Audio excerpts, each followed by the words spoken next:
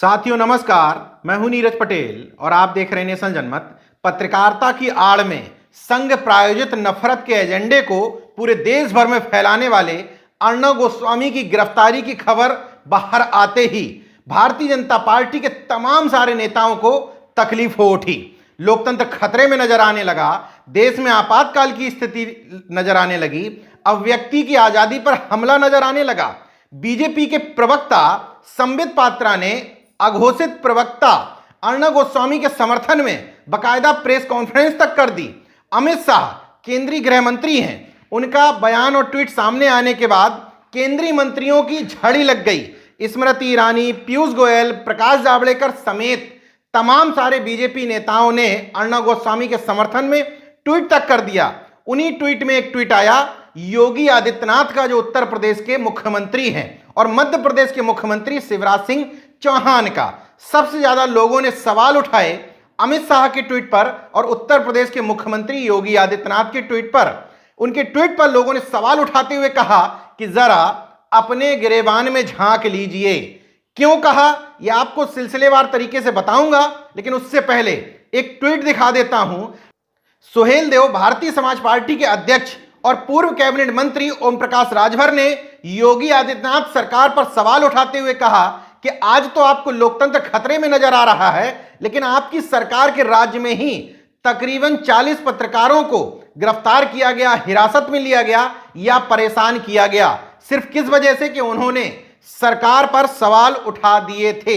इसके बाद तमाम अन्य पत्रकारों के मामले में भी सामने आने लगे, जिनको लोग सोशल मीडिया में ट्वीट कर रहे हैं।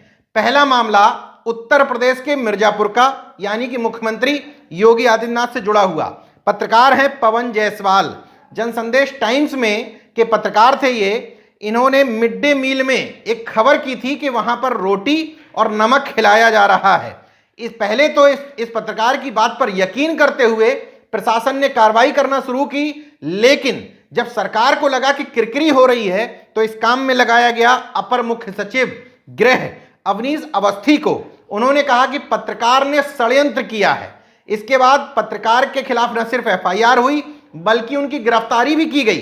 तमाम दबाव पड़ने के बाद जब एसपी बदले तो उन्होंने कहा कि हम इन पत्रकार महोदय को क्लीन चिट देते हैं। मतलब कि अरेस्टिंग क्यों की गई थी अगर बाद में क्लीन चिट देना था? इसका मतलब तत्कालीन डीएम ने और उस समय के प्रशासन ने जो फंसाने की कोशिश की थी इन पत्रकार महोदय को, वो पूरी तरीके से गलत था।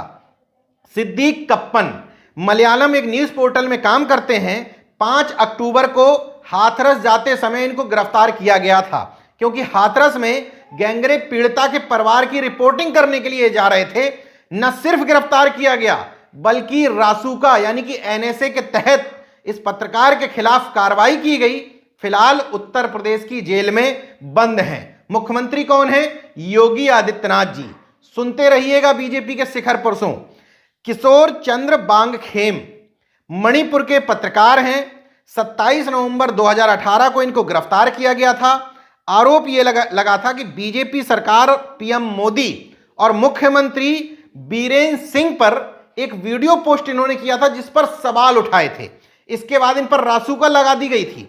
कोर्ट ने कहा था कि इनकी गिरफ्तारी गलत है।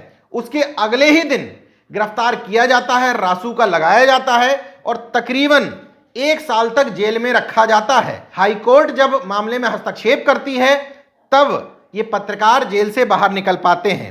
हाल फिलहाल में 29 सितंबर को दोबारा गिरफ्तार कर लिया जाता है। आरोप यह लगाया जाता है कि एक बीजेपी नेता की पत्नी की एक पोस्ट वायरल हुई थी, उस पर इन्होंने कुछ कमेंट कर दिया था तो सरकार को तकलीफ हो गई थी। मुख्यमंत्री कौन? बीरेन्द्र सिंह, यानी कि भारतीय जनता पार्टी के। अगले पत्रकार की तरफ बढ़ते हैं, प्रशांत कनौजिया। 2 साल में तकरीबन 2 बार इनको गिरफ्तार किया गया। पहले मामले में जो गिरफ्तारी हुई थी, सीएम योगी आदित्यनाथ पर कुछ पोस्ट कर दी थी इन्होंने, उससे तकलीफ में आ गई थी उत्तर प्रदेश पुलिस। दिल्ली से गिरफ्तार करके ले आई थी, सुप्रीम कोर्ट ने हस्तक्षेप किया था, छोड़ना पड़ा था। हाल फिलहाल फिर से एक हिंदूवादी संगठन के नेता की पोस्ट को ट्वीट करने को लेकर के इनको दोबारा गिरफ्तार किया गया था। 5-6 महीने जेल में बिताने पड़े। हाईकोर्ट ने जमानत दी, तब ये जेल से बाहर आ पाए। प्रशांत कनौजिया को जिस समय गिरफ्तार किया गया था उसी समय इशिका सिंह और अनुज शुक्ला को भी गिरफ्तार किया गया था।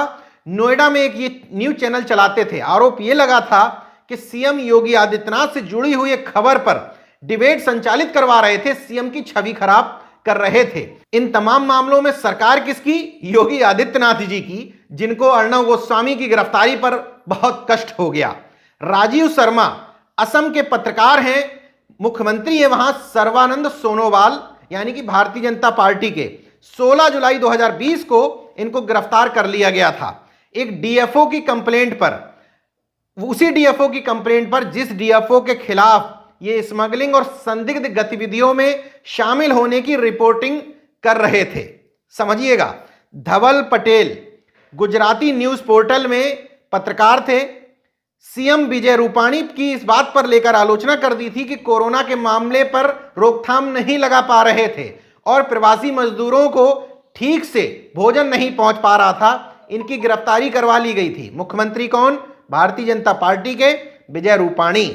अगली घटना, नरेश खोहल हरियाणा में एक हिंदी पेपर के फोटो जर्नलिस्ट हैं। उन्होंने एक स्थानीय थाने को फोन करके कहा कि मेरे गांव में कुछ लोग पथराव कर रहे हैं। जब काफी देर तक पुलिस नहीं पहुंची तो उन्होंने उच्च अधिकारियों को सूचित कर दिया। इससे बौखलाए हुए थाने वालों ने कोविड-19 वायोलेशन और भ्रामक सूचना देने के आरोप में उनको जेल भेज दिया। बाद में पुलिस के उच्च अधिकारियों ने पड़ताल की तो पाया गया कि पत्रकार निर्दोष थे, उनको गलत जेल भेजा गया था। सरकार किसकी? भारतीय जनता पार्टी की, मुख्यमंत्री मनोहर लाल खट्टर। राजीव शर्मा जो दिल्ली के पत्रकार हैं, जिनको बताया जाता है कि वो विवेकानंद इंटरनेशनल फाउंडेशन से जुड़े हुए थे, वही वीआईएफ जिसके फाउंडर मेंबर वर्तमान में देश के राष्ट्रीय सुरक्षा सलाहकार अजीत डोभाल हैं। ये मैं नहीं कह रहा हूं। प्रंजय गुहा ठाकुरता वरिष्ठ पत्रकार हैं। उन्होंने एक समाचार पत्र में लिखे हुए आर्टिकल में इस बात की पुष्टि की है कि राजीव शर्मा न सिर्फ वीआईएफ से जुड़े हुए थे, बल्कि वो खुद कहते थे कि अजीत डोभाल से उनके करीबी संबंध हैं। उनकी गिरफ्तारी इसलिए की गई क्योंकि वो चीन को गुप्त सूचनाएं लीक कर रहे थे। हालांकि अमित शाह के गृह मंत्रालय के अधीन आने वाली दिल्ली पुलिस की स्पेशल सेल ने यह नहीं बताया कि कौन सी सूचनाएं लीक कर रहे थे, कौन सा वो पेपर है जो पुलिस के हाथ लग गया। उनकी गिरफ्तारी हुई। भारतीय जनता पार्टी के लोगों को लोकतंत्र खतरे में नजर नहीं आया। सेवांग रिगजिन लेह के एक पत्रकार हैं। लद्दाख मतलब कि जिसको एक साल पहले तकरीबन केंद्र सरकार ने केंद्र शासित राज्य का दर्जा दिया है। मतलब सरकार किसकी? केंद्र सरकार की, मोदी सरकार। 5 सितंबर को गिरफ्तार किया गया। आरोप क्या? ये एक फेसबुक ग्रुप चलाते हैं जिसमें 34,000 लोग जुड़े हुए हैं। आरोप यह है कि इन्होंने नहीं, उस ग्रुप में जुड़े हुए किसी सदस्य ने बीजेपी के सांसद जमयांग सेरिंग नामग्याल के ऊपर कुछ आपत्तिजनक पोस्ट कर दी थी, तो इनको गिरफ्तार कर लिया गया। कोर्ट के कहने पर ये भी छूटे। ये मैंने आपको चुनिंदा मामले बताए हैं। हकीकत यह है कि अगर आप भारतीय जनता पार्टी के राज्यों में देखेंगे तो तमाम जगह सिर्फ मुख्यमंत्री के खिलाफ कोई टिप्पणी कर देने पर, उन पर सवाल उठा देने पर ही लोगों की गिरफ्तारियां की जा रही हैं। रासुका जैसे कानून लगाए जा रहे हैं। मैंने सिर्फ पत्रकारों की बात बताई, इसके अलावा तमाम सारे प्रोफेसर्स जिनको देश का बौद्धिक तबका माना जाता है, मैंने कल के वीडियो में भी बताया था कि उन लोगों को अर्बन निक्सल कह करके जेल में ठूंस दिया गया। तब बीजेपी के लोगों को लोकतंत्र खतरे में क्यों नहीं नजर आया? दोबारा से नाम दोहरा देता हूं। Professor Hany Babu, professor Apoorvanand, Sudha Bharadwaj, professor Anand Teltumbde, professor Shoma Sen, पूर्व IPS S R Darapuri, professor G N Sai Baba समेत तमाम सारे और प्रोफेसरों को अर्बन नक्सल बताते हुए जेल में ठूंस दिया गया। उस समय इन सरकारों को क्यों नहीं नजर आया कि यह इमरजेंसी और आपातकाल की स्थिति है? एक अर्णव गोस्वामी, सोचने की बात यह है कि अर्णव गोस्वामी में आखिर ऐसा क्या है? कोई भी पत्रकार अगर गिरफ्तार होता है तो उस पर विपक्ष की तमाम सारी पार्टियां सवाल खड़े करती हैं, लेकिन अर्णव गोस्वामी की गिरफ्तारी पर सिर्फ और सिर्फ भारतीय जनता पार्टी, उसकी मानसिकता से जुड़े हुए संगठन और दक्षिणपंथी मानसिकता से जुड़े हुए लोगों को ही तकलीफ क्यों है? इसका उत्तर खोज लीजिएगा। इस बात में इसका उत्तर भी खोज छुपा हुआ है। क्या वास्तव में अर्णव गोस्वामी को पत्रकार मानना चाहिए या सिर्फ सत्ता का चाटुकार और एक एजेंडा सेटर मानना चाहिए? जो देश में सिर्फ भ्रम फैलाता है, नफरत की पत्रकारिता परोसता है और देश को टुकड़ों में बांटने की कोशिश करता है। देखते रहिए नेशन जनमत, जागरूक और सजग बने रहिए। जय विज्ञान, जय संविधान, जय लोकतंत्र। धन्यवाद। तो अगर आपने मेरा YouTube चैनल सब्सक्राइब नहीं किया तो प्लीज़ सब्सक्राइब कर लें और उस बेल आइकन पर जरूर क्लिक करें, जिससे जो मेरे न्यू